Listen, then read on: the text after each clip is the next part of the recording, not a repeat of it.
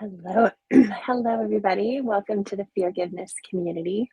Over the last few days, I have been trying to get connected live from my house. We do our story times through StreamYard, this streaming service, but everyone I see is going live on Instagram and Facebook, and there's a connection there. There's an energy connection when you can communicate and connect live. And as I'm digging in my trash can for truth and upcycling my traumas and insecurities, one of the biggest ones is engagement. And how do I engage on social media when I don't have my hands? And I usually get about an hour a day in one of my peaks that are set for social media, whether that's trying to complete a post, engage, even just interact, period. And it's really challenging. So I was trying to find a way to go live. And then also, Florentina's Footsteps, our story times, when it comes to our supporters and Florentina's Footsteps on Instagram combined, we have about 8,000 supporters. And then tomorrow, we're going to be hosting a story time with another little girl who's going through neuroblastoma cancer as well. And between the combined, I think we have almost 20,000 followers. And trying to go live, I have been following my phone around the house, waiting for like the 3 bars. And whenever you come to our home, anyone has a hard time getting service. And we've always realized that, but our cell phone carrier has never been a problem. So we've had the same cell phone carrier for 20 years.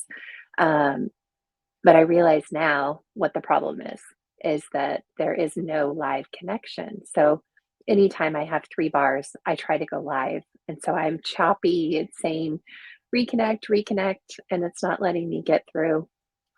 Um, and so I was frustrated and I put it out there into the universe. Like, I know this is possible. I know that there's a way.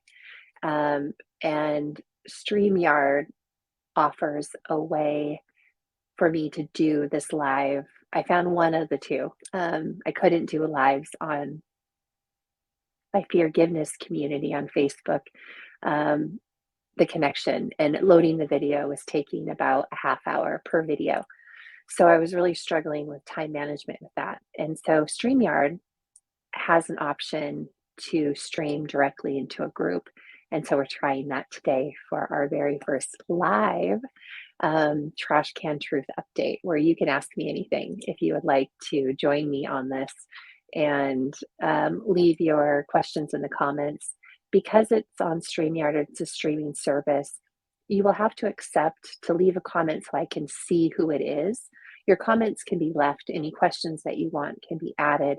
And then if you're watching this on a replay, feel free to leave a comment or a question that you might have about the Feargiveness journey or the tips and tricks that we are going to talk about today. And I will try to answer those questions for you in future lives and or when my hands allow. So today, this whole week has been really exciting.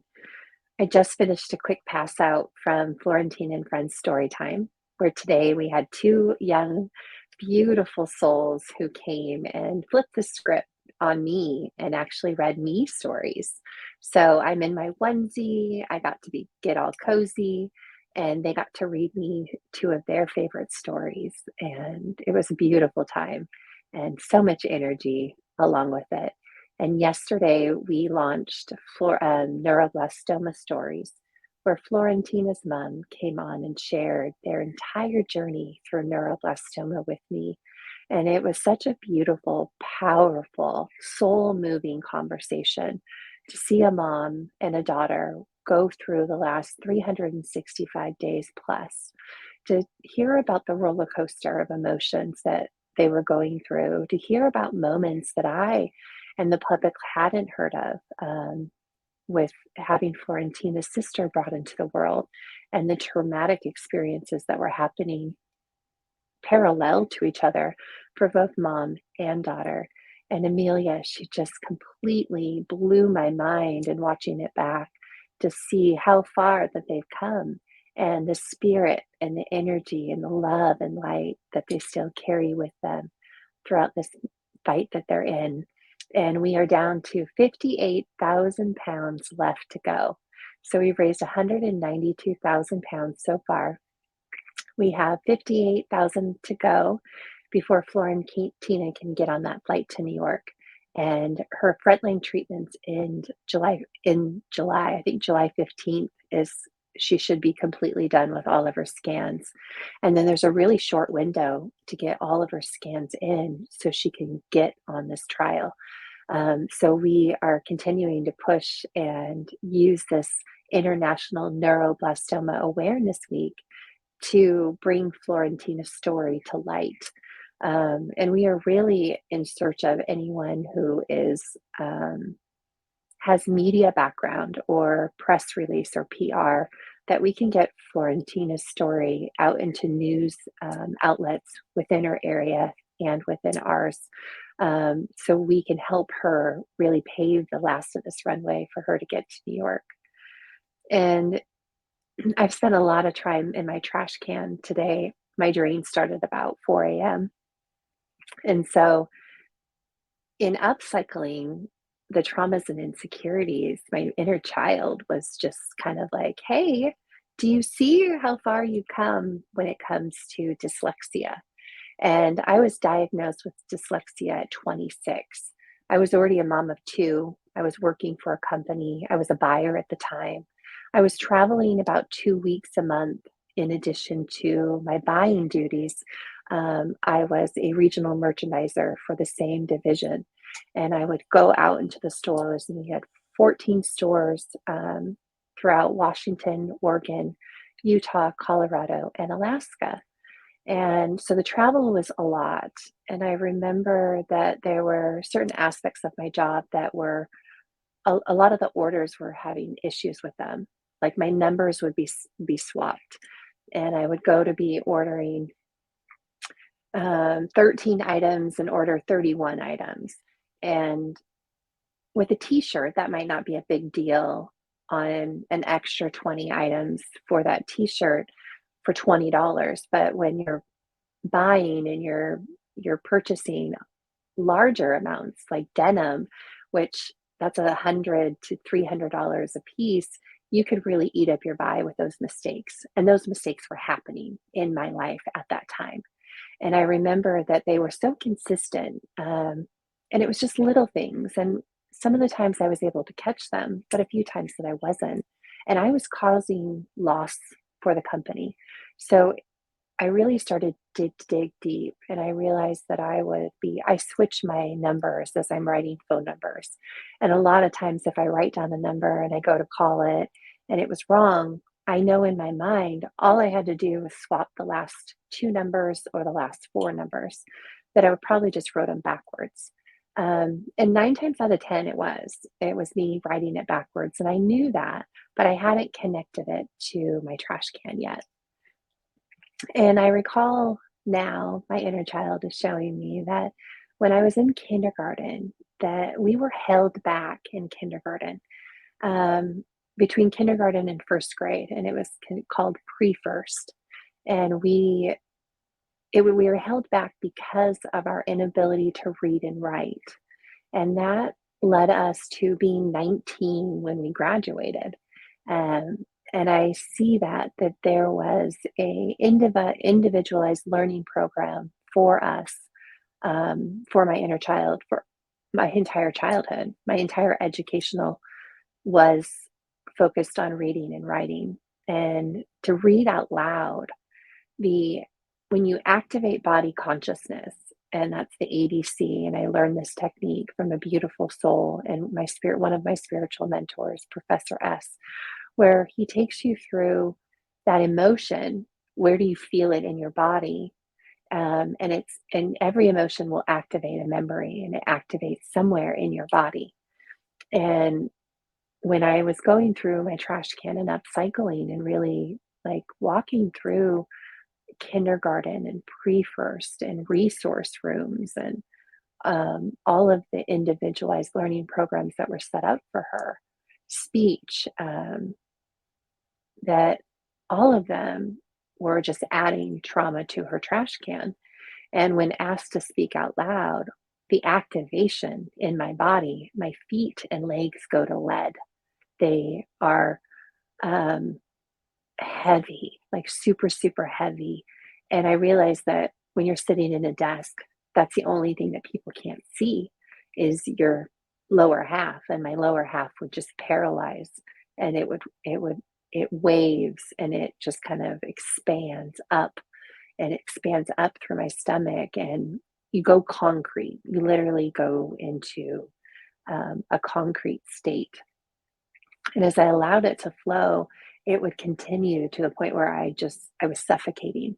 And I realized that this was what was happening to us every time we had to read out loud.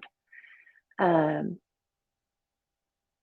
and she's showing me this because here we are, that at 26, when we found out and went through the testing that we were dyslexic, and that it gave us answers, the I am these things. Um, and it answered so many questions that were in our trash can. We just didn't know it. And my children were young at the time. So my son was probably in kindergarten. And I didn't know that gestational trauma of what they were going to be following me, but to find out at 26 that I was dyslexic, it really helped me figure out structures that I could put into place. Um, and it made me feel like I wasn't going crazy. And I was able to, the company that I worked for had this beautiful program called Learning and Development. And based on whatever role you had in the company, you had your option of any of this learning and development classes and training courses. Um, and having started with the company a week out of high school, I didn't have a college education. It was my university. And so I used the learning and development course as kind of my university. And I remember getting in trouble at times where, like, gosh, you take a lot of training classes. And of course, you get paid, right, while you're training. So it kind of worked out when I think about it now. But I would use my lunch breaks. I would use any time I wasn't traveling to put in the work of these training courses, anywhere from retail math to buying to um, just uh, Excel, anything that I needed. I would take these courses and help me to do a better job in the job that I was in. And that saved me because it was eating me alive that I was losing money for the company, and it was my fault. It was controllable. It was something that I couldn't physically control at the time, but it was something that I now know about, and I could put in double checks into my work to make sure. It made me work a lot longer and harder, uh, just to make sure that I wasn't missing anything, having the dyslexia as part of my career, and really I didn't have any tools or toolkit at the time when I found out that I was dyslexic. And she's showing me now as we celebrate that 7 months ago, we started reading stories to a little girl with cancer, and her name is Florentina. And before that, it was because we were Juju and Aunt Julie to a beautiful group of souls in our future that got to read stories to. And they had very special stories, and I loved to be animated with them. But I realized through them, through reading to them, I was helping my inner child learn how to read. When you're reading to a 3-year-old, your inner child is learning and reading with you. And so, through the course of that and reading to young kids, um, I was able to expand my reading. And when I was in my career, I never picked up a book or read a book in my entire 15-year career that wasn't leadership driven. Articles, newspaper clippings, those kind of things around fashion, magazines. Of course, I had every one delivered to my home or office. But the in depth reading didn't come until this injury when I was stuck on a pillow and bored, nothing to do. And I would start reading books and listening to audiobooks, but I would start just reading romance novels, trashy, trashy romance novels. The trashier, the better. And I would start reading them, and some I would get through, and if it didn't bring me joy, it would go, and I would um, pick a new book. And they were all the free books that were offered from Apple Books. Um, and so I would just go through, and it just started this like I ended up getting to a point a couple of years ago where I can read 100 pages of, your phone pages in an hour. And I could get through, like, it's books are movies for me. They're the entire story. And so I could just pick up where I left off, and I had the story playing in my mind. It would go really fast. But then I was reading constantly, like that would for years. I'm going to say 2 years in darkness. All I did was read books from my phone because it was lightweight. And we even got the lightest phone you could possibly own, and it gave you the best reading screen. It was all about the reading and how much books it could hold. And that's what we did. And that's, I guess, how we learned to read. But we didn't read out loud until we were reading to children. And it having this experience to be a storyteller and be an advocate for children and be an advocate for our future and teaching our future how to color emotions, how to color pain, how to talk about emotions, how to feel your emotions inside you, how to activate your body's consciousness to them and know where they are and how to flow them through is all part of this forgiveness journey that has brought us to being a storyteller. And today we were able to take 2 8-year-olds through saying an emotion, pinpointing where they feel it in their body, and then being able to talk about when they feel like this. And then the next is how to move it through. And to see the light bulbs go off and how some emotions, their entire body lit up, like love and joy, and other emotions, it was heavy in their eyes or heavy in their head or stuck in their stomach. And my inner child is just celebrating. And I really never questioned it until the 33 codes, because as I read the 33 codes and as I read them over the last month, I would record the code as I was reading it for the very first time. And it was important to me for the sake of the words, just to get them in any way that they're supposed to be delivered to me. And for me, reading them out loud to record them, I was triggered right back into my trash can. And it wasn't until listening to them back to share that those triggers really started to come out, is because they're big words. There are new earth words that I haven't been in my vocabulary. And as I slow down and just kind of work through each word, that concrete, that feeling of there's a movie, it's dragons, it's one of my Rhea, that's what it is. It's like when those people get turned to concrete with that fear, that's what's happening when we stumble, when I could hear those breaks in the pause points. And it's because me and my inner child are figuring out that word that we've never seen or rarely heard or doesn't quite make sense.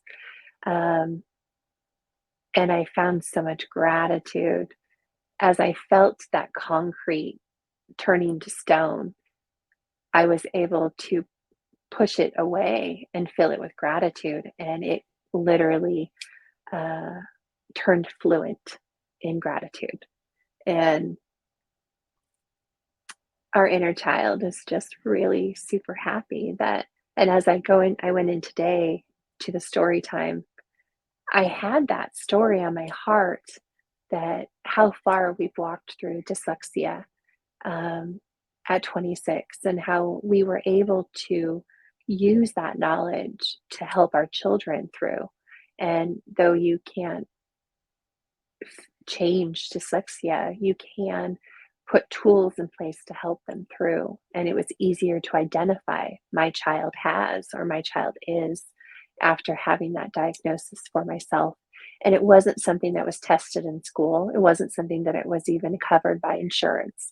So that's really something important to know. The testing for that was not covered by our health insurance, and it was not covered by our child's educational. It was something that we had to seek out professionally and pay for on our own to have those diagnoses done. And maybe that's different now, but it shouldn't be that way because there's many children out there who are misdiagnosed or not diagnosed because there isn't the proper testing available. And I saw that then, and I see it now. Instead of holding me back that pre-first year, and I wasn't the first one in my family. I had two older brothers. Both of my older brothers had gone through pre-first as well. So I was the third in line in that same school, in that same school district, and in the same family that had dyslexia and learning problems within. And I honestly don't know if any of my other brothers and sisters have been tested. I know that we have done that for our children.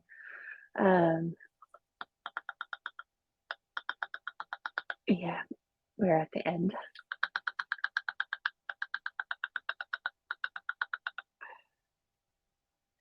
So we worked through that in our trash can truths today. And yesterday's trash can truth, I will post it because I couldn't find a connection. So I sat down and did a video, and it was about my eyebrows. And once you see it, you can't unsee it. So you'll have to wait. I'll have to wait for that one. Um, today I pulled colors. They're around here somewhere. We're still in our psychic abilities, working on the light purple, and I'm wearing actually all the colors I pulled today, pretty much except for red. And down below me here, I have all my sips. So today's sips are the grateful grains that I posted about earlier, and I have so much captured on this of how we do it, all the tricks and little tricks and sips to it of how to simplify it in your home. What took an all day process went down to like 6 hours, and then my husband was able to cut it down to like 4 hours. But once it's done, you have this amazing beverage that you get to drink throughout the entire month.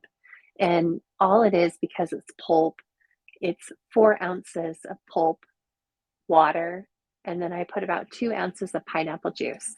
And that's how I just kind of take my pulp, bring it back to life, and add a little bit of pineapple juice, or orange juice works really well. It's frozen kind of in the concentrate. So each jar that's frozen, last batch made 33 jars. And each jar makes about 4 to 5 drinks. So 4 to 5 of these out of each jar. So we use about a jar to 2 jars per person per week. I drink it twice a day. My husband and son drink it once a day.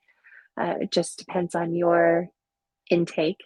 But 30 vegetables and herbs in one drink. And this is what I've been drinking for the last year and a half. I started making it in January of 2021. The first 4 shipments, or first 4 batches, were horrible. I drank through them, but we started to omit the things that were horrible, and we got down to it's really amazing. It tastes really, really good.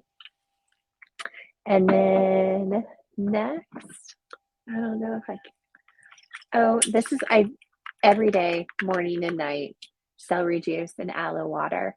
I use about 4 ounces of aloe water, and I drink it with celery juice. And that's kind of the first thing in the morning is water. The next time I can take a sip, it's usually celery juice.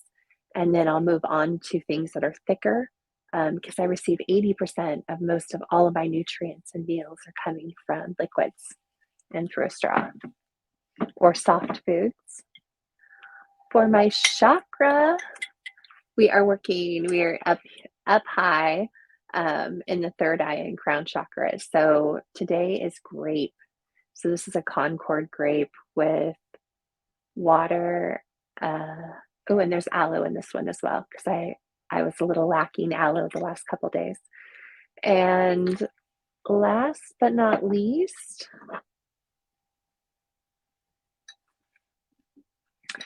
this is our Sunny J roots.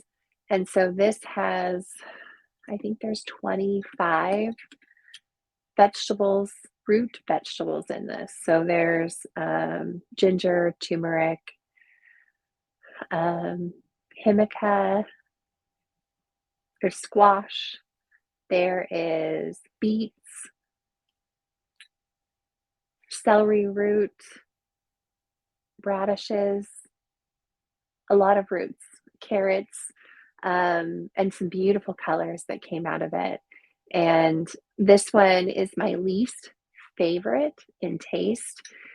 We're perfecting it, but it actually offers the most amazing benefits. So it's kind of a give and take. I drink it because, and we just made it again yesterday.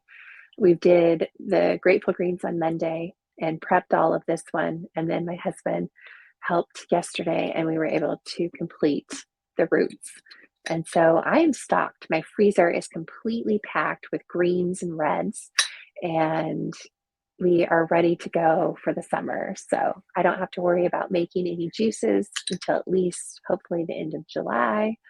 And we can just sip through these and drink in our salads and Mother Earth and drink in our rainbow repeats. Okay. Thank you, everyone. Thanks for joining me for this live. We got to test it out and hopefully we can find the same connection on Instagram as well.